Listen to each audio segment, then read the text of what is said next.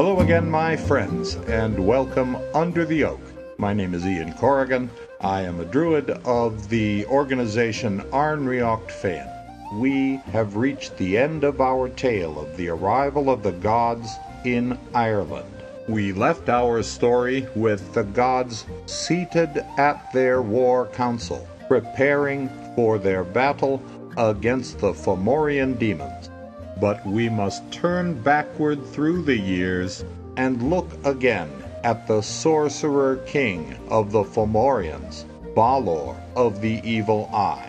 His own seers had prophesied that the son of his daughter would be his doom, and so he locked his daughter away in a tower at the edge of the sea. The Tuatha De Danann hero, Cian, rescues Enya, the daughter of Balor, from that tower and fathers a child, who is given in fosterage to the god Manannán mac Lir, the king in the Isle of Apples. And Manannán named that child Lugh, and taught him every art. So the gods were seated in the hall of Tara, but there came, in time, a knock, and the gatekeeper of Tara was sent to see who was at the door.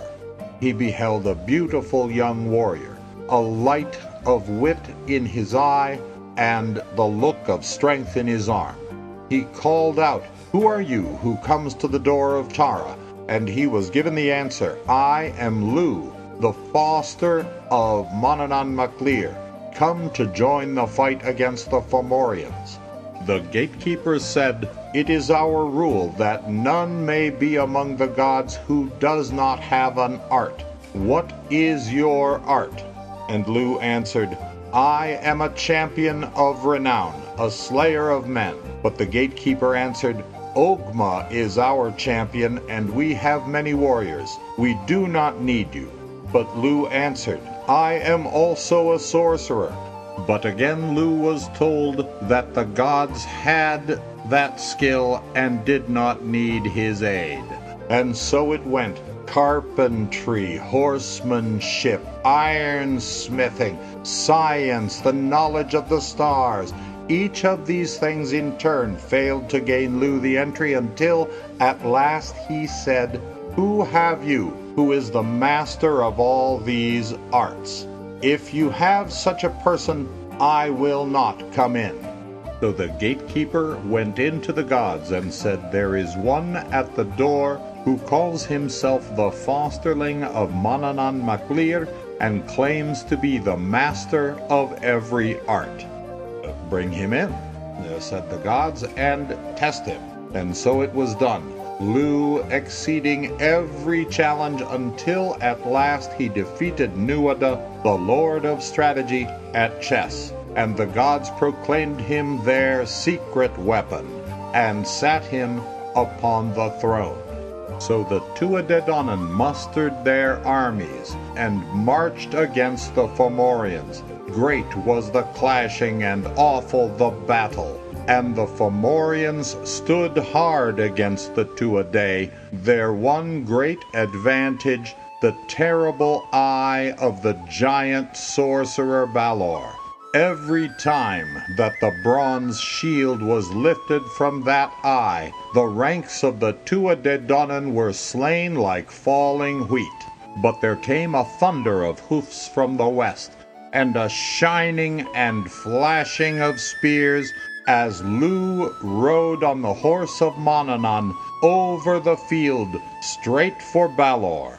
And Lugh had prepared, by his secret arts, a magic stone, which he loaded into his great staff sling and flung from a great distance at the giant king.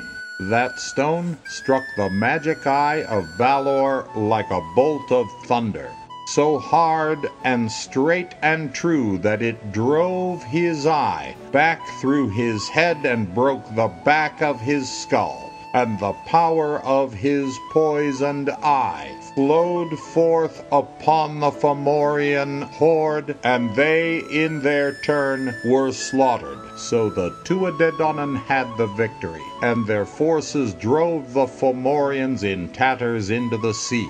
Bress, the former king of the Fomorians, was brought before Lugh, and they fought like heroes, until at last Lugh leapt high and struck low with his great slashing spear, and took the head of Bress.